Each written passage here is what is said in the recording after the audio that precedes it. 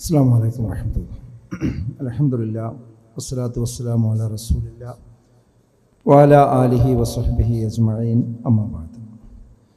വേദിയിലുള്ള ബഹുമാന്യനായ അധ്യക്ഷൻ, ഈ പ്രഭാഷണത്തിന് ശേഷം ഈ സമ്മേളനത്തിലെ മുഖ്യ പ്രഭാഷണം നിർവഹിക്കാനായി എത്തിയിരിക്കുന്ന ബഹുമാന്യ പണ്ഡിതൻ ഹുസൈൻ സലഫി, വേദിയിലുള്ള മറ്റു സംഘടനാ സാരഥികളെ, പ്രിയപ്പെട്ട സഹോദരി സഹോദരന്മാരെ, ഇന്ന് എല്ലാവരും SIRൻ്റെ നെട്ടോട്ടത്തിലാണ്. അതോടണം എന്ന് തന്നെയാണ് എനിക്കും പറയാനുള്ളത്. കഴിഞ്ഞ ദിവസം ഒരു മീറ്റിങ്ങിൽ വെച്ച് ഒരാൾ ചോദിക്കുകയുണ്ടായി, നമ്മളായിട്ടിപ്പോൾ അതിന് വല്ലാതെ ബേജാറാകണോ? അതിലിപ്പോൾ അങ്ങനെ എന്തെങ്കിലും സംഭവിക്കാനുണ്ടോ? നമ്മൾ അനാവശ്യമായിട്ട് ആശങ്കപ്പെടണോ? വേറൊരാൾ പറഞ്ഞത് എന്താണെന്ന് വെച്ചാൽ, ഇനി നമ്മൾ എന്തൊക്കെ ചെയ്താലും ഇത് അവരുടെ കയ്യിലേക്കല്ലേ അവസാനം എത്തുക. അവരത് മാനിപ്പുലേറ്റ് ചെയ്താൽ നമ്മളെന്താ ചെയ്യുക? അപ്പോൾ അതുകൊണ്ട് ഇത് ചെയ്തിട്ടൊന്നും വലിയ കാര്യമില്ല. എനിക്ക് അത്തരക്കാരോട് പറയാനുള്ളൊരു കാര്യം എന്താണെന്ന് വെച്ചാൽ, സാധാരണ പരലോകമുണ്ട്, സ്വർഗമുണ്ട്, നരകമുണ്ട് എന്നൊക്കെ നമ്മൾ പറയുമ്പോൾ അത് നിഷേധിക്കുന്ന ആളുകൾ തിരിച്ച് കുറേ ദുർന്യായങ്ങൾ പറയും. അതിനൊക്കെ മറുപടി പറഞ്ഞാലും അവരവിടെ തന്നെ നിൽക്കും, അതില്ല എന്ന് പറയും. അപ്പോൾ നമ്മൾ അവസാനം അവരോട് പറയാനുള്ളൊരു കാര്യം, ശരി എന്നാ നമ്മൾ മരണപ്പെട്ട ശേഷം ഞങ്ങൾക്ക് രണ്ടായാലും സമാധാനം, ഒരു കുഴപ്പമില്ല. നിങ്ങൾ പറയുന്നത് പോലെ ഇനിയൊരു ജീവിതം ഇല്ലെങ്കിലും ഉണ്ടെങ്കിലും ഞങ്ങൾക്ക് പ്രശ്നമില്ല, ഞങ്ങളതിന് ഒരുങ്ങിയിട്ടാണ് പോണത്. പക്ഷെ നിങ്ങളെന്താ ചെയ്യുക? ഉണ്ടെങ്കിൽ എന്താ ചെയ്യുക? അതിനവർക്ക് മറുപടി പറയണ്ടാവാനില്ല. അതേപോലെ ഈ വിഷയത്തിൽ എല്ലാവരും ഇത് ചെയ്യണം. ഇനി ഈ പറഞ്ഞ ആശങ്കകളും കാര്യങ്ങളൊക്കെ ഉണ്ടായാലോ നമുക്കൊരു പ്രശ്നമില്ല, എല്ലാം ഒരുങ്ങി നിൽക്കുകയാണ്, കുഴപ്പമില്ല. പക്ഷെ ഈ ആശങ്കയും പറഞ്ഞിട്ട് ഒന്നും ശ്രദ്ധിക്കാതെ പോയാൽ എന്താ ചെയ്യുക? അങ്ങനത്തെ ഒരു അവസ്ഥ ഉണ്ടായാൽ എന്താ ചെയ്യുക? CAA എന്ന് പറയുന്ന ഒരു നിയമം പാസ്സാക്കപ്പെട്ടതിന് ശേഷമാണ് ഈ 9ാമത് SIR നടക്കുന്നത്. അതാതിൻ്റെ പ്രത്യേകത. അപ്പം ഇതിൽ നിന്നും കൊഴിഞ്ഞു പോയ ആളുകൾക്ക് വോട്ടവകാശം മാത്രമല്ല പൗരത്വം കൂടി നഷ്ടപ്പെടും എന്നതാണ് നമ്മൾ മനസ്സിലാക്കേണ്ടത്. അപ്പോൾ മുസ്ലിം സമുദായം ഒഴിച്ച് വേറുള്ളവർക്കൊക്കെ രക്ഷക്കെത്താൻ CAA നിയമം ഉണ്ടാവും. ആ നിയമത്തിൻ്റെ പ്രത്യേകത എന്താ? മറ്റു 6 രാജ്യങ്ങളിൽ നിന്ന് ഇവിടേക്ക് കുടിയേറിയ അവരുടെ ആരെങ്കിലും ഉണ്ടായാൽ മതി, അത് മുസ്ലിങ്ങളല്ലെങ്കിൽ അവർക്ക് പൗരത്വം കൊടുക്കും, മുസ്ലിങ്ങൾക്ക് മാത്രം കൊടുക്കൂല. ഇതാണ് CAA നിയമം. അതുകൊണ്ടാണ് ഇതിൽ നമ്മൾ ഒരിക്കലും ഒഴിഞ്ഞു പോകാൻ പാടില്ല എന്ന് പറയാനുള്ള പ്രധാനപ്പെട്ട ഒരു കാരണം. അതുകൊണ്ട് എല്ലാവരും ഇത് ചെയ്യണം, അത് തെറ്റുവരുത്താതെ പൂരിപ്പിക്കണം. അതുപോലെ തന്നെ കഴിഞ്ഞ ദിവസം ഒരു ഓഡിയോ പ്രചരിപ്പിക്കപ്പെട്ടിരുന്നു, സ്ത്രീകളൊക്കെ ചെവി പുറത്ത് കാണിച്ചുകൊണ്ടായിരിക്കണം ഫോട്ടോ എടുക്കേണ്ടത്. ഇലക്ഷൻ കമ്മീഷൻ ഫോട്ടോ തന്നെ നിർബന്ധമാക്കിയിട്ടില്ല, പിന്നെ അങ്ങനെ ഒരു നിർദ്ദേശം ഒട്ടും നൽകിയിട്ടുമില്ല. അപ്പം അനാവശ്യമായ കാര്യങ്ങൾ ഒരിക്കലും പ്രചരിപ്പിക്കരുത്, അത് വിശ്വസിക്കരുത്. അതുപോലെ പ്രവാസി വോട്ട് എന്ന് പറഞ്ഞിട്ട് ചേർക്കണ്ടേ, അങ്ങനെ ഒരു ഓപ്ഷനില്ലേ എന്ന് ചോദിക്കുന്നുണ്ട്. സാധാരണയുള്ള നമ്മളെല്ലാവരും സാധാരണ വോട്ടാണ് ചേർക്കേണ്ടത്. പ്രവാസി വോട്ട് എന്ന് പറഞ്ഞ് അതിൻ്റെ പിന്നാലെ പോയി അത് ഉണ്ടാക്കേണ്ട ഒരു ആവശ്യമില്ല. എന്നാൽ അത്യപൂർവമായി ആ ക്ലോസ് ഉപയോഗിക്കേണ്ട ചില ആളുകൾ ഉണ്ടാവും, അവർ മാത്രമേ അത് ഉപയോഗിക്കേണ്ടതുള്ളൂ. അല്ലാത്തവരൊക്കെ സാധാരണ വോട്ടർമാരായി മുന്നോട്ട് പോവുകയാണ് ഏറ്റവും സുരക്ഷിതമായ മാർഗം എന്ന് നമ്മൾ മനസ്സിലാക്കുക. അതുപോലെ നമ്മുടെ BLO മാർക്ക് ഒരു സമ്മർദ്ദം വല്ലാതെ നമ്മൾ കൊടുക്കരുത്. അവർ ഒരു ഭാഗത്ത് നിന്ന് ഇലക്ഷൻ കമ്മീഷൻ്റെ സമ്മർദ്ദവും മറുഭാഗത്തു നിന്ന് നാട്ടുകാരുടെ സമ്മർദ്ദവും. ഇലക്ഷൻ കമ്മീഷൻ മര്യാദക്ക് പണിയെടുത്തില്ലെങ്കിൽ നടപടി എടുക്കും. ഇപ്പുറത്ത് ഇത് അയാളിൻ്റെ വോട്ട് നശിപ്പിച്ച ആളാണ്, എൻ്റെ പൗരത്വം നഷ്ടപ്പെടുത്തിയ ആളാണെന്ന് പറഞ്ഞ് നാട്ടുകാർ ഇവൻ്റെ പിന്നാലെ കൂടും. ഇതിൻ്റെ രണ്ടിൻ്റെ ഇടയിൽ കിടന്നിപ്പോൾ ഒരാൾ ആത്മഹത്യ ചെയ്തു എന്നാണ് പറഞ്ഞത്. നിങ്ങളൊന്ന് ആലോചിച്ച് നോക്കി എത്രയാണ് ഇതിൻ്റെ പ്രഷർ എന്നുള്ളത്. അപ്പോൾ അത് നമ്മളെല്ലാവരും ആ കാര്യം പ്രത്യേകം ശ്രദ്ധിക്കേണ്ടതുണ്ട്. പിന്നെ രാഷ്ട്രീയ പാർട്ടികൾ ഈ വിഷയത്തിൽ ഉണർന്നു പ്രവർത്തിക്കണം. കാരണം എത്രമേൽ കരയുന്നുവോ ആ കുട്ടിക്കേ പാലുള്ളൂ എന്ന് പറഞ്ഞതുപോലെ ബീഹാറിൽ ഇപ്പോൾ നമ്മൾ കണ്ടതാണ്. ആ ബീഹാറിൽ അവിടെ എന്തുകൊണ്ടാണ് എത്ര ലക്ഷക്കണക്കിന് ആളുകൾ പുറത്തു പോകാനുള്ള കാരണം? അവിടെ ഉണ്ടായിരുന്ന വ്യവസ്ഥ എന്തായിരുന്നു അറിയോ? വീട്ടിൽ വരുന്ന സമയത്ത് ഓരോരുത്തരും ഹാജരായി ഒപ്പുവെക്കേണ്ടിയിരുന്നു. അതിൽ ശക്തമായ വിമർശനം രാഹുൽ ഗാന്ധിയെ ഇവിടെ ഭാഗത്തു നിന്നൊക്കെ വന്നപ്പോൾ കേരളത്തിൽ ആ നിയമം ഒഴിവാക്കി. വീട്ടിൽ ആരെങ്കിലും ഒരാൾ അടിയിൽ ഒപ്പിട്ടാൽ മതി എന്നായി. അപ്പം എന്താ വിഷയം? പ്രതികരിക്കുകയും ശബ്ദമുണ്ടാക്കുകയും തിരുത്തുകയും ചെയ്യുമ്പോൾ മാത്രമേ ഒരു പാർലമെന്ററി ജനാധിപത്യം നിലനിൽക്കുന്ന രാജ്യത്ത് കാര്യങ്ങൾ മര്യാദക്ക് പോവുകയുള്ളൂ എന്നതാണ്. ഭരണകൂടത്തെ തിരുത്തുവാനുള്ള ശക്തിയാണ് പ്രതിപക്ഷം എന്ന് പറയുന്നത്. ഭരണപക്ഷവും പ്രതിപക്ഷവും ഒരുപോലെ ഉത്തരവാദിത്തം നിർവഹിക്കുമ്പോഴാണ് നമ്മുടെ രാജ്യത്തിന്റെ പാർലമെന്ററി സംവിധാനം സക്രിയമാകുന്നത് എന്ന് തിരിച്ചറിയാൻ ഇനിയും നമ്മൾ വൈകരുത് എന്നാണ് എനിക്ക് സൂചിപ്പിക്കാനുള്ളത്. അതേപോലെ ഒരു ഡേറ്റ് നിങ്ങൾ എല്ലാവരും ഓർത്തു വെക്കണം. ആ ഡേറ്റ് ഏതാ? ഡിസംബർ 9 ആ ഡേറ്റ്. ഡിസംബർ 9 ആ ഡേറ്റ്. ഡിസംബർ 9 ഈ അപേക്ഷകൾ പരിഗണിച്ചുകൊണ്ട് വോട്ടർ പട്ടികയുടെ കരട് പട്ടിക പ്രസിദ്ധീകരിക്കും. ആ കരട് പട്ടിക പ്രസിദ്ധീകരിക്കുമ്പോൾ നമ്മുടെ പേരതിലുണ്ടോ, നമ്മുടെ മക്കളുടെ പേരതിലുണ്ടോ, നമ്മുടെ സഹോദരങ്ങളുടെ പേരതിലുണ്ടോ എന്ന് ഓരോരുത്തരും കണ്ണിലെണ്ണയൊഴിച്ചു നോക്കണം. ആ സമയത്താണ് നോക്കേണ്ടത്. ഇപ്പൊ ഞാനൊക്കെ കൊടുത്തു എന്ന് പറഞ്ഞ് നിന്നാ പറ്റില്ല. അത് നോക്കി അതിൽ പേരില്ലെങ്കിൽ അടിയന്തിരമായി അതിന്റെ തുടർ നടപടികൾ പൂർത്തീകരിക്കണം. ആ ഡിസംബർ 9 ഒരു കാരണവശാലും നമ്മൾ മറന്നു പോകരുത് എന്നതുകൂടി ഞാൻ സൂചിപ്പിക്കുകയാണ്. ശരി, പൗരത്വമൊക്കെ നമുക്ക് കിട്ടി, വോട്ടവകാശവും കിട്ടി, എല്ലാ ഫോമും റെഡിയാ, അവസാനത്തെ പട്ടികയിലും ഞാനുണ്ട്. പിറ്റേ ദിവസം അറ്റാക്കായി മരിച്ചാലോ? പിന്നെ അതുകൊണ്ട് കാര്യമുണ്ടോ? മരിക്കൂലെന്നായിരിക്കും തോന്നുന്നുണ്ടോ? എന്നാലേ ഏത് സമയത്തും മരണം വരും. ഇപ്പം 40, 50, 60 ഇടയിലുള്ള ആളുകൾ കുഴഞ്ഞു മരിച്ചുകൊണ്ടിരിക്കുന്ന സമയമാണ്. അറ്റാക്ക് കൂടുതൽ വന്നുകൊണ്ടിരിക്കുന്ന സമയമാണ്. അതുകൊണ്ട് സുഹൃത്തുക്കളെ നല്ലോണം ശ്രദ്ധിക്കുക. ഇതൊക്കെ നമ്മൾ ഉറപ്പുവരുത്തുമ്പോഴും ഇതൊക്കെ ഉറപ്പുവരുത്തിയാലും മരണത്തോടു കൂടി ആരംഭിക്കുന്ന ഒരു ശരിക്കുള്ള യഥാർത്ഥ ജീവിതം വല്ലാഹിറത്തു ഖൈറും വബഖ. ആ ജീവിതം ഉണ്ടല്ലോ, അതൊരിക്കലും നമുക്ക് അവിടെ രക്ഷപ്പെടാൻ കഴിയില്ല. നമുക്ക് പാഥേയമില്ലെങ്കിൽ, നമ്മൾ ഒരുങ്ങിയിട്ടില്ലെങ്കിൽ. അവിടെ ആരും സഹായത്തിനുണ്ടാവില്ല, അവിടെ ഹെൽപ്പ് ഡെസ്കുകൾ ഉണ്ടാവില്ല, അവിടെ രാഷ്ട്രീയക്കാരുണ്ടാവുകയില്ല.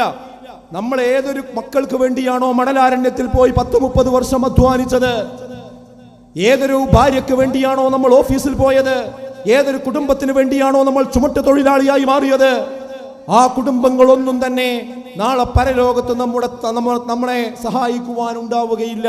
അവിടെ നമ്മുടെ അമല് മാത്രമേ ഉണ്ടാവുള്ളൂ. യൗമ യഫിറുൽ മർഉ മിൻ അഖീഹി വ ഉമ്മിഹി വ അബീഹി വ സ്വഹിബതിഹി വ ബനീഹി. എല്ലാവരും പരസ്പരം ഓടിക്കൊണ്ടിരിക്കുന്നതാണ് സുഹൃത്തുക്കളെ. അവിടെ ആ പരലോകത്ത് വിചാരണക്ക് വരുമ്പോൾ സ്വർഗത്ത് പോകാനുള്ള മുതല് എൻ്റെ അടുത്തുണ്ട്, എൻ്റെ ഭാര്യൻ്റെ അടുത്തുണ്ട്, എൻ്റെ കുട്ടികളുടെ അടുത്തുണ്ട് എന്ന് ഉറപ്പ് വരുത്താനാണ് ഈ കുടുംബ സമ്മേളനം ഇരിട്ടി മണ്ഡലം കമ്മിറ്റി എത്രയോ കഠിനാധ്വാനത്തിലൂടെ ഇവിടെ സംഘടിപ്പിച്ചിരിക്കുന്നത് എന്ന് നമ്മൾ മനസ്സിലാക്കണം. അതുകൊണ്ട് നമ്മുടെ കുടുംബത്തിന് നമ്മൾ കാവലിരിക്കണം. ഒരു കൊടുങ്കാറ്റിൽ ഒരു വിളക്ക് ഇങ്ങനെ മിന്നി കത്തിക്കൊണ്ടിരിക്കുന്നു. ആ വിളക്ക് കെടാതിരിക്കുവാൻ നമ്മൾ എത്രമേൽ ശ്രമിക്കും, അതുപോലെ ഈ കാലഘട്ടത്തിൽ കുടുംബത്തെ നമ്മൾ സംരക്ഷിക്കണം. ആടിയുലയുന്ന ഒരു കടലിൽ ഒരു കപ്പൽ മുന്നോട്ട് പോകുമ്പോൾ ആ കപ്പലിന്റെ കപ്പിത്താൻ എത്രമേൽ അദ്ദേഹം ജാഗ്രത പാലിക്കണം. അതുപോലെ ഈ കാലഘട്ടത്തിൽ ലിബറലിസത്തിന്റെ കൊടുങ്കാറ്റിൽ ആടിയുലഞ്ഞുകൊണ്ടിരിക്കുന്ന നമ്മുടെ കുടുംബ സംവിധാനത്തെ നയിച്ചുകൊണ്ടിരിക്കുന്ന കുടുംബനാഥന്മാർ ആ കപ്പൽ മുങ്ങാതിരിക്കുവാനുള്ള ജാഗ്രത കാണിക്കേണ്ടുന്ന അവസാനത്തെ നാൾവഴികളിലൂടെയാണ് നമ്മൾ കടന്നു പോകുന്നത് എന്നോർക്കണം. യാ അയ്യുഹല്ലദീന ആമനൂ ഖൂ അൻഫുസകും വഅഹ്ലീകും നാറാ വഖൂദുഹാ അന്നാസു വൽ ഹിജാറ അലൈഹാ മലായികത്തുൻ ഗിലാദുൻ ശിദാദ് ലാ യഅസൂനല്ലാഹ മാ അമറഹും വയഫ്അലൂന മാ യുഅ്മറൂൻ. ഏ വിശ്വാസികളെ, നിങ്ങൾ നിങ്ങളെയും നിങ്ങളെ കുടുംബത്തെയും നരകത്ത് നിന്ന് കാക്കണം എന്നാണ്. ക്രിക്കറ്റ് ബാറ്റ് കൊണ്ട് അടി കിട്ടിയിട്ട് തല പൊട്ടി ഓടി വരുമ്പോൾ ആ മകനെ വാരിയെടുത്ത് നമ്മൾ ഹോസ്പിറ്റലിലേക്ക് ഓടും അല്ലേ? എന്നാൽ അതേ മകൻ തന്നെ ഡിഗ്രിക്ക് പഠിക്കുന്ന അതേ മകൻ സുബഹി നിസ്കരിക്കാതെ കടന്നുറങ്ങുമ്പോൾ നമുക്ക് വിളിക്കാൻ തോന്നുന്നുണ്ടോ? നമുക്ക് ശാശ്വതമായി ജീവിക്കാനുള്ളത് പരലോകത്താണ്. അപ്പം ആ പരലോകത്ത് നമുക്ക് നിർഭയത്വം ലഭിക്കുന്ന കാര്യം നമ്മുടെ കുടുംബത്തിലുണ്ട് എന്ന് നമ്മൾ എന്ത് ചെയ്യണം? ഉറപ്പുവരുത്തണം. അതിനാണ് ഈ സമ്മേളനം നമ്മൾ സംഘടിപ്പിച്ചിരിക്കുന്നത് എന്ന ബോധ്യം നമുക്ക് ഓരോരുത്തർക്കും വേണം. ഞാൻ നേരത്തെ പറഞ്ഞു, നരകത്തിൽ നിന്ന് നമ്മളെ മക്കളെ കാക്കുക, നമ്മളെ രക്ഷപ്പെടുക എന്നുള്ളതാണ് ജീവിതത്തിൻ്റെ ലക്ഷ്യം എന്ന് പറയുന്നത്. അപ്പോൾ അതിനുള്ള എല്ലാ ഒരുക്കങ്ങളും നമ്മൾ എന്ത് ചെയ്യണം? നടത്തണം. അതുകൊണ്ട് കുടുംബത്തിൻ്റെ കാര്യത്തിൽ പ്രത്യേകം നമ്മൾ സമയം കുടുംബത്തിന് കൊടുക്കണം. അപ്പം എല്ലാവരും നല്ല തിരക്കിലാണ്. എല്ലാവരും ഓടുന്നത് എന്തിനാ? കുടുംബത്തെ സംരക്ഷിക്കാനാണ് അല്ലേ? പക്ഷെ ആ കുടുംബത്തെ സംരക്ഷിക്കാൻ വേണ്ടി ഓടിയിട്ട് ഭാര്യനോട് സംസാരിക്കാൻ നേരമില്ല, ഭർത്താവിനോട് സംസാരിക്കാൻ സമയമില്ല, കുട്ടികളോടൊന്നും സംസാരിക്കാൻ നേരമില്ല. ഇനി എല്ലാവരും അവിടെ കൂടി ഇരുന്നാൽ തന്നെ എല്ലാവരും അവനവൻ്റെ ഫോണിൽ നോക്കിയിരിക്കുന്ന അവസ്ഥയാണ്. അതൊക്കെ മാറ്റിയിട്ട് കുറച്ചുകൂടി മക്കളോട് അടുത്ത് ഇടപഴകണം. ഇല്ലെങ്കിൽ എന്താ സംഭവിക്കുക വെച്ചാൽ വലിയ പ്രതിസന്ധിയിലേക്ക് നമ്മൾ മക്കളും കുടുംബവും ഭാര്യയൊക്കെ പോകുമ്പോൾ അപ്പോൾ കൗൺസിലർമാരെ തിരഞ്ഞു നടന്നിട്ട് കാര്യം ശരിയായിക്കൊള്ളുന്നില്ല. അതുകൊണ്ട് ഈ കുടുംബ സമ്മേളനത്തിൽ എനിക്ക് കാര്യമായിട്ട് പറയാനുള്ളത്, കൂടുതൽ കുടുംബവുമായി സംസാരിക്കാൻ നമ്മൾ എന്ത് ചെയ്യണം, സമയം കാണണം എന്ന് തന്നെയാണ്. ഈ കുടുംബത്തിൻ്റെ കവാടം എന്ന് പറയുന്നത് വിവാഹമാണ്. അത് ഭദ്രമായാൽ മാത്രമേ കുടുംബം ഭദ്രമാവുകയുള്ളൂ. നേരത്തെ ബഹുമാനായ CP സലീം ഖാൻ ഈ വിവാഹത്തിലെ അത്യാചാരങ്ങളെ സംബന്ധിച്ച് വളരെ കൃത്യമായി ചില നിർദ്ദേശങ്ങൾ നമുക്ക് തന്നു. പക്ഷെ ഇവിടെ ഒരു പ്രശ്നം എന്താണെന്ന് വെച്ചാൽ, ഇന്ന് ആ വിവാഹം തന്നെ വേണോ എന്ന ഒരു ആശങ്കയിലാണ് ഇന്ന് നമ്മുടെ പെൺമക്കളിൽ പലരും ഉള്ളത്, അല്ലേ? ഞാൻ ആർക്കൊരു സംശയം ഉണ്ടെങ്കിൽ ഇന്ന് പോയിട്ടേ നിങ്ങൾ ഡിഗ്രിക്ക് പഠിക്കുന്ന കുട്ടിയോട് ചോദിച്ചു നോക്കി, മോളെ നല്ലൊരു കല്യാണം വരുന്നുണ്ട്, ആലോചിച്ചാലോ എന്ന് ചോദിച്ചാൽ പറയുന്നത്, അല്ല അതിപ്പോൾ വേണ്ട, ഞാൻ ഈ ഡിഗ്രി കഴിഞ്ഞോട്ടെ. അത് കഴിഞ്ഞ് ചോദിച്ചാൽ പറയും PG കഴിയട്ടെ. PG കഴിഞ്ഞിട്ട് ചോദിച്ചാൽ പറയുന്നത്, ഈ കല്യാണം തന്നെ വലിയ പ്രശ്നമാണ്, ഞാൻ അത് വേണമെന്നാണ് ആലോചിക്കുന്നത്. ഇത് ഒറ്റപ്പെട്ട സംഭവമല്ല, നിങ്ങൾ അന്വേഷിച്ച് നോക്കൊണ്ടു. ഇതാണ് ഈ ലിബറലിസം വീട്ടിക്ക് വന്നതിൻ്റെ ഒരു തെളിവാണ് ഞാൻ പറഞ്ഞത്. അങ്ങനെ അനവധി തെളിവുണ്ട്. ലിബറലിസം എന്ന് പറയുമ്പോൾ അത് ഏതോ വഴിക്ക് പോണ സാധനമെന്ന് വിചാരിക്കണ്ട. അത് നമ്മുടെ വീടുകളിലൊക്കെ പല അളവുകളിൽ എന്ത് ചെയ്തിട്ടുണ്ട്, അത് സ്വാധീനിക്കപ്പെട്ടിട്ടുണ്ട് എന്ന കാര്യം നമ്മൾ തിരിച്ചറിയേണ്ടതുണ്ട്. ഇത് കേൾക്കുന്ന ഒരുപാട് പെൺകുട്ടികളുണ്ടല്ലോ, അവരോട് ഇത്തരം ഒരു കാഴ്ചപ്പാട് നിങ്ങൾ വെച്ച് പുലർത്തുന്നുണ്ടെങ്കിൽ ഞാൻ നിങ്ങളെ ആക്ഷേപിക്കല്ല, നിങ്ങളൊരു വലിയ അപകടത്തിൽ നിങ്ങൾ അറിയാതെ പെട്ടിട്ടുണ്ട് എന്ന് നമ്മൾ തിരിച്ചറിയണം. വിവാഹം കഴിഞ്ഞാൽ നമ്മൾ ഇസ്ലാമിൻ്റെ കാഴ്ചപ്പാടിലാണോ ഉള്ളത്, അതോ ഒരു പാശ്ചാത്യൻ കാഴ്ചപ്പാടിലോ ഈ ലിബറൽ കാഴ്ചപ്പാടിലാണോ നമ്മളുള്ളത്? നിങ്ങൾ വേഗം ഉത്തരം പറയും, ഞാൻ മുസ്ലിം അല്ലേ, ഞാൻ ഇസ്ലാമിക കാഴ്ചപ്പാടിലാണുള്ളത് എന്നാണ് നിങ്ങൾ പറയുക. പക്ഷെ നിങ്ങൾ അറിയാതെ ആ പാശ്ചാത്യൻ കാഴ്ചപ്പാടിനോടൊപ്പം ഈ ലിബറൽ കാഴ്ചപ്പാടിനോടൊപ്പം പുരോഗമന കാഴ്ചപ്പാടിനോടൊപ്പം നമ്മുടെ ജീവിതവും ചിന്തയുമായി പോയിട്ടുണ്ട്. അത് ഉണ്ടോ ഇല്ലേ എന്ന് മനസ്സിലാകാൻ ഞാൻ ചില കാര്യങ്ങൾ പെട്ടെന്ന് പറഞ്ഞു പോകാം. നിങ്ങളിലേക്കൊന്ന് ചേർത്ത് വെച്ചുകൊണ്ട് ആ കാര്യത്തെ ഒന്ന് ആലോചിക്കണമെന്നാണ് എനിക്ക് പറയാനുള്ളത്. ഇപ്പം വിവാഹത്തിൻ്റെ കാര്യത്തിലുള്ള കാഴ്ചപ്പാട് നോക്കുക. ഒന്ന്, വിവാഹത്തിൻ്റെ സമയത്തെക്കുറിച്ച് പാശ്ചാത്യൻ്റെ കാഴ്ചപ്പാട് എന്താ, പുരോഗമനത്തിൻ്റെ കാഴ്ചപ്പാട് എന്താ, അത് വൈകിപ്പിക്കണം എന്നാണ്, പെട്ടെന്ന് വിവാഹം പാടില്ല എന്നുള്ളതാണ്. എന്നാൽ ഇസ്ലാമിക കാഴ്ചപ്പാട് എന്താ, പക്വത എത്തിയാൽ ഉടനെ വിവാഹം കഴിക്കണം എന്നാണ്. അല്ലാതെ ഒരു പ്രത്യേക പ്രായമല്ല ഇസ്ലാം പറഞ്ഞത്. പക്വത എത്തിയാൽ പിന്നെ നീട്ടിക്കൊണ്ട് പോകാൻ പാടില്ല. അത് ചില ആളുകൾക്ക് 18 വയസ്സിൽ പക്വതയാവും, ചിലർക്ക് 25 വയസ്സിലേ ആവുള്ളൂ. എപ്പോഴാണോ പക്വത എത്തിയത് പിന്നെ വൈകിപ്പിക്കാൻ പാടില്ല. യാ മഅ്ശറ ശബാബ് മൻ ഇസ്തതാഅ മിൻകുമുൽ ബാഅ ഫൽയതസവ്വജ്.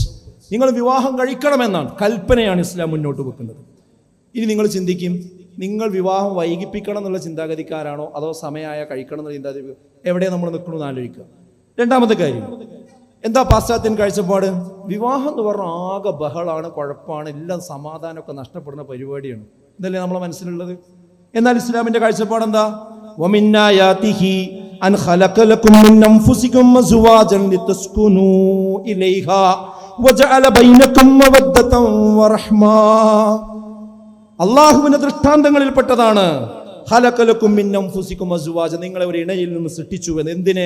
ലിതസ്കുനൂ ഇലൈഹാ, അവളിലേക്ക് സമാധാനപൂർവ്വം ഒത്തുചേരുന്നതിന്. വജഅല ബൈനകും മവദ്ദതൻ വറഹ്മ, നിങ്ങൾക്കിടയിൽ മവദ്ദത്തും റഹ്മത്തും അല്ലാഹു ഇട്ടുതരികയും ചെയ്തു. ഇനി നിങ്ങൾ പറയും, വിവാഹം സമാധാനമാണെന്നാണോ നിങ്ങൾ വിചാരിക്കുന്നത് അതോ കുഴപ്പമാണെന്നാണോ? എവിടെ നമ്മൾ നിൽക്കണമെന്ന് ചിന്തിക്കും. മൂന്നാമത്തത്, വിവാഹത്തിന് തടസ്സമായിട്ട് പറയുന്നത് ജോലിയൊക്കെ ആകെ പ്രശ്നമാവുന്നതാണ്, അല്ലേ? അതല്ലേ പറഞ്ഞുകൊണ്ടിരിക്കുന്നത്. എന്താ പാശ്ചാത്യ വീക്ഷണം ജോലിയെ പറ്റി? ജോലി സ്ത്രീയുടെ ബാധ്യതയാണ്, സ്വപ്നമാണ്. അവളുകൂടി കുടുംബത്തിന്റെ ചെലവ് വഹിക്കണം എന്നതാണ് പാശ്ചാത്യൻ കാഴ്ചപ്പാട്, ലിബറൽ കാഴ്ചപ്പാട്, പുരോഗമന കാഴ്ചപ്പാട്. എന്താ ഇസ്ലാമിക കാഴ്ചപ്പാട്? ഇസ്ലാമിക കാഴ്ചപ്പാട് വീടിന്റെ ചെലവ് പുരുഷന്റെ ഉത്തരവാദിത്തമാണ് എന്നാണ്. അത് സ്ത്രീയോടുള്ള സുരക്ഷയാണ്, കരുതലാണ്. ഒരിക്കലും തന്നെ വീടിന്റെ ഉത്തരവാദിത്വം, അതിന്റെ ചെലവുകൾ നടത്തേണ്ട ബാധ്യത സ്ത്രീയുടെ തലയിൽ ഇസ്ലാം കെട്ടിവെച്ചിട്ടേയില്ല. എന്നാൽ പുരോഗമന കാഴ്ചപ്പാട് എന്താ? സ്ത്രീയോട് പറയാണെന്ത്? സ്വാതന്ത്ര്യം കിട്ടണമെങ്കിൽ നീ അധ്വാനിക്കണം, നിന്റെ ഭർത്താവിന് വരച്ച വരയിൽ നിനക്ക് നിർത്താൻ കഴിയണമെങ്കിൽ നീ ജോലിക്കാരിയാകണം. ജോലി ചെയ്യുന്നതിന് ഇസ്ലാം എതിരൊന്നുമല്ല. നിങ്ങൾ രണ്ടു കൂട്ടരും ചിന്തിച്ചിട്ട് ജോലി വേണമെന്നുണ്ടെങ്കിൽ എടുക്കാം, ഹലാലായ ജോലികൾ എടുക്കുക, ഒരു കുഴപ്പമില്ല. പക്ഷേ ഈ സ്ത്രീയും ജോലി ചെയ്ത് വരുമാനം ഉണ്ടാക്കണം എന്നുള്ള കാഴ്ചപ്പാട് പാശ്ചാത്യൻ കാഴ്ചപ്പാടാണ്.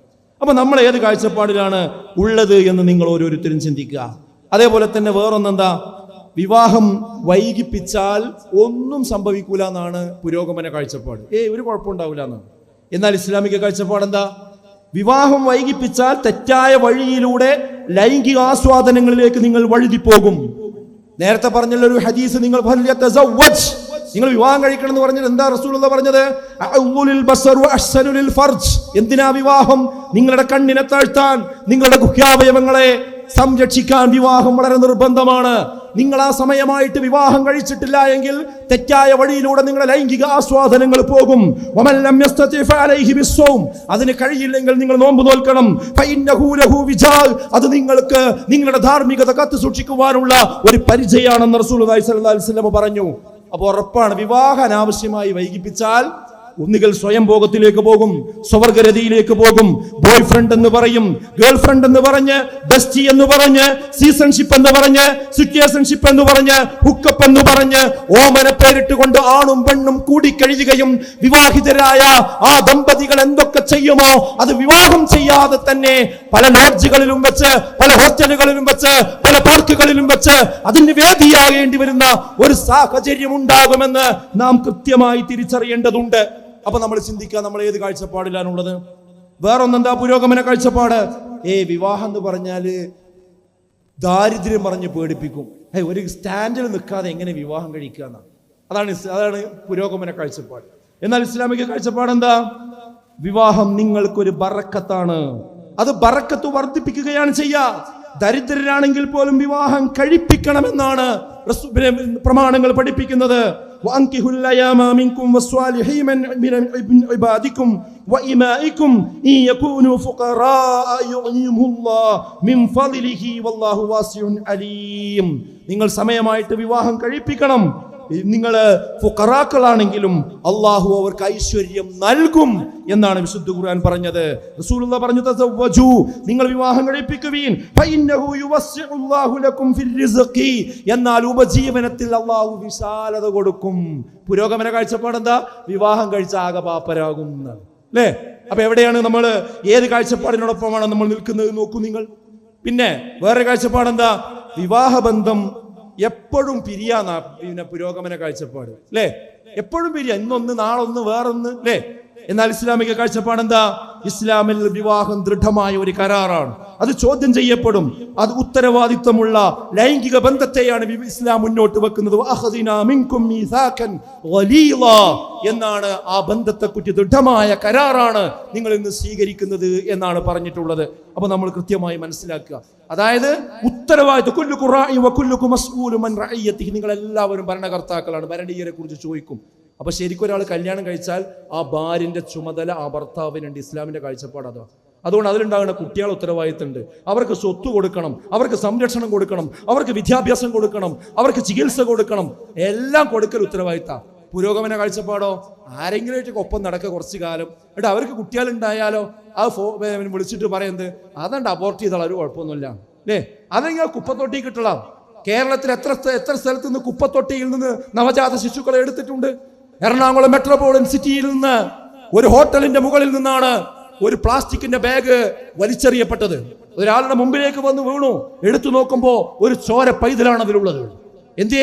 അവിഹിത ബന്ധത്തിലൂടെ മക്കൾ ഉണ്ടാകുമ്പോ ഒരു ഉത്തരവാദിത്വവും ഇല്ലാതെ വേസ്റ്റ് ബോക്സിലേക്ക് ഗ്ലാസ് വലിച്ചെറിയുന്നത് പോലെ വലിച്ചെറിഞ്ഞൊഴിവാക്കുക എന്നതാണ് പുരോഗമന കാഴ്ചപ്പാട് എങ്കിൽ തന്റെ ബീജത്തിൽ പിറന്ന ഒരു കുട്ടിക്ക് ഉത്തരവാദിത്വമുണ്ട്.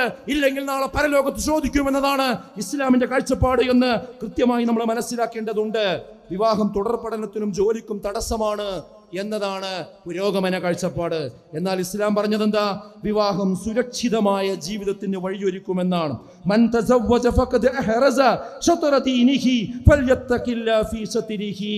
ഒരാൾ വിവാഹം കഴിച്ചു കഴിഞ്ഞാൽ അവൻ അവന്റെ ദീനിന്റെ പകുതിയെ സംരക്ഷിച്ചു, ബാക്കി പകുതിയിൽ അവൻ അള്ളാഹുവിനെ കാക്കട്ടെ, അവൻ സൂക്ഷിക്കട്ടെ എന്നാണ്.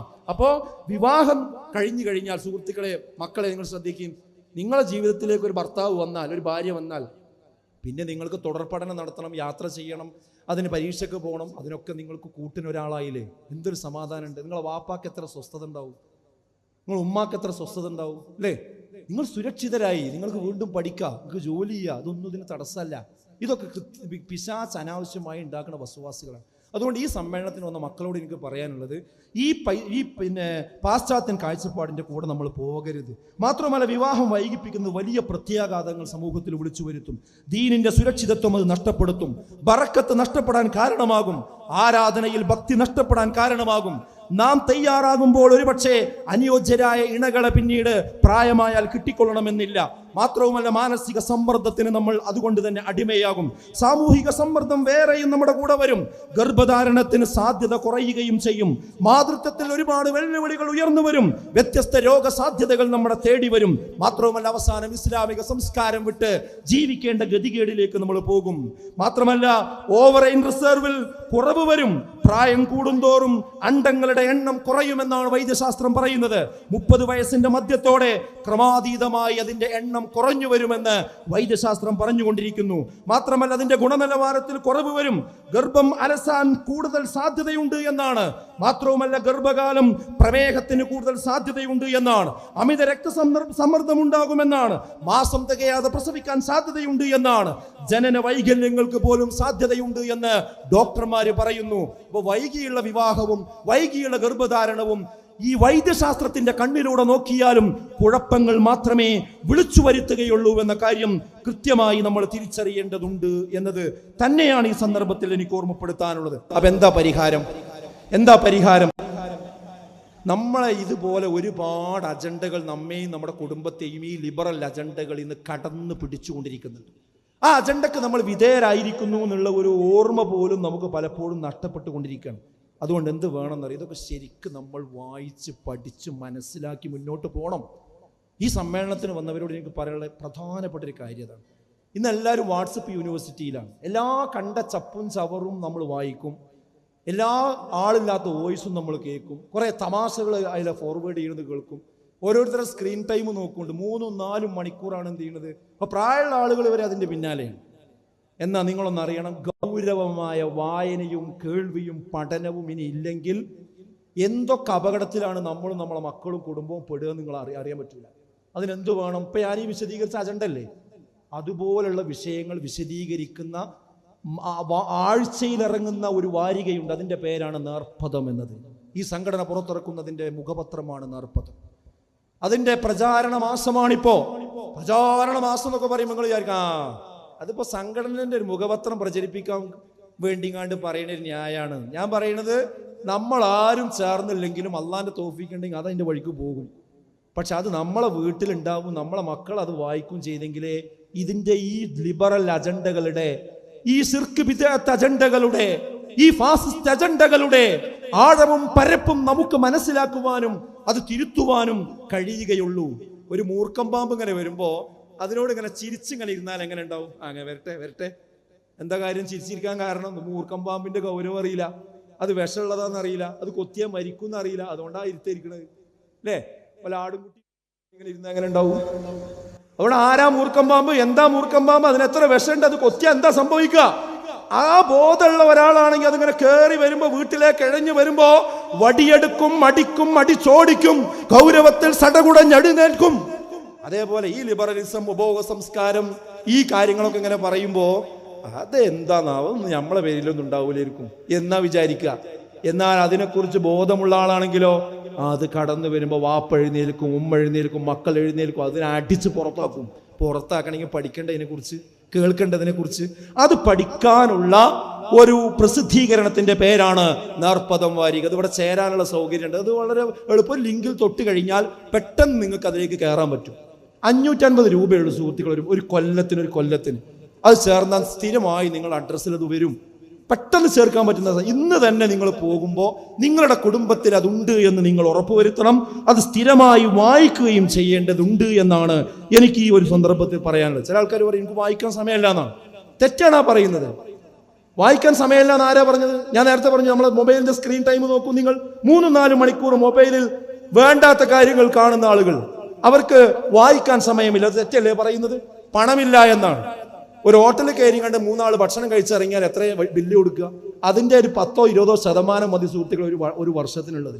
ഇതൊക്കെ വെറുതെ ദുർന്യായങ്ങൾ ശൈത്താൻ നമ്മളെ കൊണ്ട് പറയിപ്പിക്കുകയാണ്. വായിക്കാൻ ആളില്ല എന്ന് ചില ആൾക്കാർ പറയലുണ്ട്. അതും തെറ്റല്ലേ? ആ വായിക്കേണ്ട ഒന്നാമത്തെ ആൾ ആ പറയുന്ന ആൾ തന്നെയാണ് അല്ലേ? അത് മറന്നുകാണ്ടാണ് പറയുന്നത് ഇവിടെ വായിക്കാൻ ആളില്ല. അപ്പൊ അതിന്റെ അർത്ഥം എന്താ? ഒന്നുകിൽ കളവ് പറയണം, അല്ലെങ്കിൽ അഹങ്കാരമാണ്. ഞാൻ അങ്ങനെ തന്നെ പറയും. എന്താ അഹങ്കാരം? ഞാൻ ഇതൊക്കെ വായിച്ച് പഠിച്ച് തികഞ്ഞ ആളാണ്, ഇനി കുട്ടികൾ വായിച്ചോട്ടെ, വേറെ ആരെങ്കിലും വായിച്ചോട്ടെ. സുഹൃത്തുക്കളെ, എന്തായി പറയണത്? അത് അഹങ്കാരല്ലേ? നമ്മൾ എത്രയോ പഠിച്ചത്, എത്രയോ വായിച്ചത്. അതുകൊണ്ട് ഒരിക്കലും ആ ഭാഷ നമ്മൾ സംസാരിക്കരുത്. നമ്മളാണ് അവിടെ ഒന്നാമതായി വായിക്കേണ്ടത്. രണ്ടാമത് ഭാര്യ വായിക്കണം, മക്കൾ വായിക്കണം. അങ്ങനെ വായിച്ച് പഠിച്ച് മുന്നോട്ട് പോയെങ്കിൽ മാത്രമേ സുഹൃത്തുക്കളെ നമുക്ക് മുന്നോട്ട് പോകാൻ കഴിയുള്ളൂ. ഈ കാലത്ത് വായിച്ചിട്ടില്ലെങ്കിൽ സംഭവിക്കാൻ പോകുന്നത് എന്താ? ഇസ്ലാമിനും ഇസ്ലാമിക സംസ്കാരത്തിനും നേരെ ഉയർന്നുകൊണ്ടിരിക്കുന്ന വെല്ലുവിളികൾ നമ്മൾ അറിയാതെ പോകും. നമ്മൾ അറിയാതെ ഇസ്ലാം വിരുദ്ധരുടെ അജണ്ടയിൽ നമ്മളും നമ്മുടെ കുടുംബവും അകപ്പെട്ടു പോകുന്ന അവസ്ഥയുണ്ടാകും. അവസാനം മുസ്ലിം പേര് വെച്ച് തന്നെ ഇസ്ലാമിന്റെ ശത്രുക്കളുടെ മെഗാഫോണുകളായി നമ്മൾ മാറുന്ന സാഹചര്യം ഉണ്ടാകും. ഈ അടുത്ത ഡൽഹിയിൽ സ്ഫോടനമുണ്ടായത് നിങ്ങൾക്കറിയാം. അതിന്റെ പശ്ചാത്തലത്തിൽ ഉയർത്തിയ ചില വാദമുഖങ്ങൾ അതിന്റെ പ്രധാനപ്പെട്ട ഉദാഹരണമാണ്. നമുക്കറിയാം, വൈറ്റ് കോളർ ടെററിസം എന്ന ഒരു ആഖ്യാനം തന്നെ അതിന്റെ പശ്ചാത്തലത്തിൽ വന്നിട്ടുണ്ട്. ചാവേർ ആക്രമണത്തിന്റെ പിറകിൽ പരലോക വിശ്വാസമാകുന്നു എന്നാണ് അവരുടെയൊക്കെ ഒരു കണ്ടെത്തൽ. അതായത് ഈ ആളുകൾ പൊട്ടിത്തെറിക്കാൻ കാരണം പൊട്ടിത്തെറിച്ച് മരിച്ചാൽ നാളെ സ്വർഗം കിട്ടുമെന്നാണ് അവരെ പഠിപ്പിച്ചു വെച്ചിരിക്കുന്നത്. അങ്ങനെ വിശ്വസിച്ച് വെച്ചാരെങ്കിലും ഈ ശബ്ദം കേൾക്കുന്നുണ്ടെങ്കിൽ അവരോർത്തു വെക്കുക, പരലോകബോധമുള്ളവർക്ക് ഒരിക്കലും തന്നെ ചാവേറാകാൻ കഴിയില്ല. കാരണം മരിച്ചു ചെന്നാൽ പരലോകത്ത് ചോദ്യമുണ്ടെന്ന് വിശ്വസിക്കുന്നവരാണവർ. മാത്രമല്ല, കൊലയെക്കുറിച്ച് ആദ്യത്തെ മുഅ്മിൻ പറഞ്ഞതെന്താ? ആദം നബിയുടെ 2 മക്കൾ തമ്മിൽ കലഹമുണ്ടായി. അതിലൊരുത്തൻ മറ്റൊരുത്തന് നേരെ കൊല്ലാൻ വേണ്ടി കൈ നീട്ടിയപ്പോ അവിടെ വെച്ചുകൊണ്ട് മറ്റവൻ പറഞ്ഞതെന്താ? നീ എന്നെ വധിക്കാൻ വേണ്ടി എന്റെ നേരെ നീ കൈ നീട്ടിയാൽ നിന്നെ കൊല്ലാൻ ഞാൻ ഒരിക്കലും തിരിച്ചു കൈ നീട്ടുകയില്ല. ഞാൻ അള്ളാഹുവിനെ ഭയപ്പെടുന്നു, റബ്ബൽ ആലമീൻ, സർവ്വലോക രക്ഷിതാവായ അള്ളാഹുവിനെ ഞാൻ ഭയപ്പെടുന്നു എന്നാണ് ഹദീസിൽ പറഞ്ഞതെന്താ? ഒരാൾ ആത്മഹത്യ ചെയ്താൽ നാളെ നരകത്തിൽ കത്തിക്കൊണ്ടിരിക്കും. മാത്രമല്ല, മലയുടെ മുകളിൽ നിന്നാണ് അയാൾ ചാടിയതെങ്കിൽ അയാൾ നാളെ നരകത്തിൽ ചാടിക്കൊണ്ടേയിരിക്കും. ഇരുമ്പിന്റെ ദണ്ട് കൊണ്ട് വയറിന് കുത്തിക്കൊണ്ടാണ് ആത്മഹത്യ ചെയ്തതെങ്കിൽ അയാൾ കുത്തിക്കൊണ്ടേയിരിക്കും. വിഷം കുടിച്ചാണ് ഒരാൾ ആത്മഹത്യ ചെയ്തതെങ്കിൽ അയാൾ വിഷം കഴിച്ചുകൊണ്ടേയിരിക്കും. ഈ ഭാഷയിൽ നമുക്ക് പറയാം, ചാവേറായി ഒരാൾ പൊട്ടിത്തെറിച്ചതാണെങ്കിൽ ആ രീതിയിൽ തന്നെ പൊട്ടിത്തെറിച്ചുകൊണ്ടേയിരിക്കും നരകാഗ്നിയിൽ. ഇങ്ങനെ വിശ്വസിക്കുന്ന ഒരു മുസ്ലിമിന് എങ്ങനെയാണ് നിരപരാധികളുടെ മുന്നിൽ പോയി പൊട്ടിത്തെറിക്കാൻ കഴിയുക? അവർ അങ്ങനെ ചെയ്തിട്ടുണ്ടെങ്കിൽ അവർക്ക് മുസ്ലിം നാമം മാത്രമേ ഉള്ളൂ. ഇസ്ലാമിക സംസ്കാരമോ ഇസ്ലാമിന്റെ അടിത്തറയോ അവർ പഠിച്ചിട്ടില്ല. പിന്നെ എന്തുകൊണ്ട് അവർ ചെയ്യുന്നു? പലരും ISIS-നെ ഒരു ഉദാഹരണമായി എടുത്തു കാണിക്കാറുണ്ട്. അവർ മുസ്ലിങ്ങളല്ല, അവർ ഇസ്ലാം വിരുദ്ധരുടെ കയ്യിലുള്ള കളിപ്പാവയാണ്, ചാട്ടുളിയാണ് എന്നത് ഇസ്ലാമിക പണ്ഡിതന്മാര് തന്നെ പ്രഖ്യാപിച്ചതാണ്.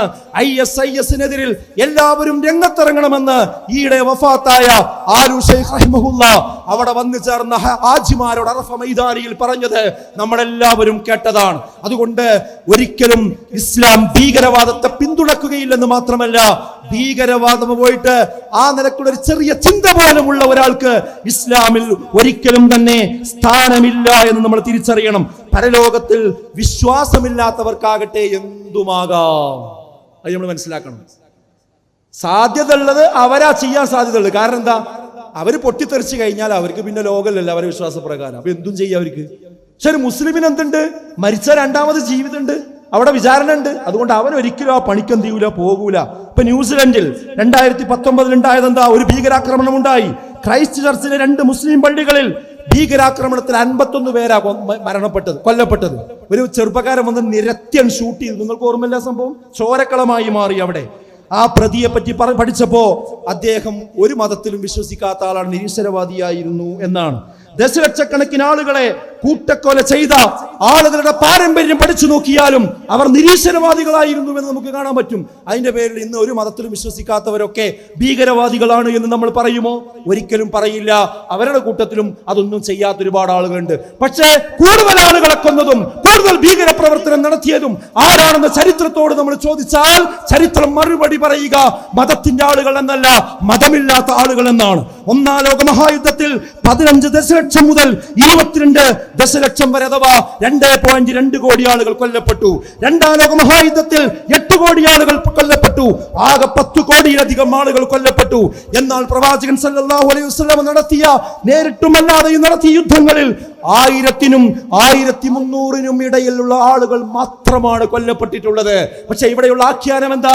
പ്രവാചകൻ യുദ്ധക്കൊതിയനാണ്, ഇസ്ലാം വാളിന്റെ മതമാണ്, ഇസ്ലാം പ്രചരിപ്പിക്കപ്പെട്ടത് വാളുകൊണ്ടാണ് എന്നാണ്. പക്ഷെ ആ പ്രവാചകൻ നടത്തിയ യുദ്ധങ്ങളിൽ വെറും 1300-ന് താഴെ ആളുകൾ മാത്രമേ കൊല്ലപ്പെട്ടിട്ടുള്ളൂ. ഈ അടുത്ത് ഗസയിൽ ഉണ്ടായ ആ യുദ്ധത്തിൽ എത്ര പേര് കൊല്ലപ്പെട്ടു?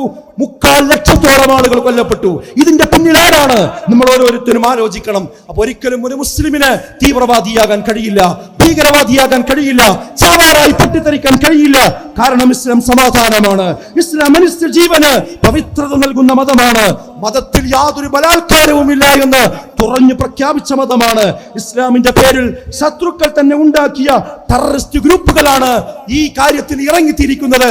അവരെ മുന്നിൽ വെച്ചുകൊണ്ട് ചില എക്സ് മുസ്ലിമുകൾ വന്നുകൊണ്ട് ഇസ്ലാമിനും മുസ്ലിമീങ്ങൾക്കുമെതിരിൽ ഈ നിറയൊഴിച്ചു കൊണ്ടിരിക്കുന്നത് അത് സ്വന്തം നെഞ്ചിലേക്ക് തന്നെയാണ് തിരിച്ചു വരിക എന്ന് അത്തരക്കാർ ഓർക്കണം എന്ന് മാത്രം ഓർമ്മപ്പെടുത്തിക്കൊണ്ട് ഞാൻ എന്റെ വാക്കുകൾ അവസാനിപ്പിക്കുന്നു. അസ്സലാമു അലൈക്കും വറഹ്മത്തുള്ളാഹി.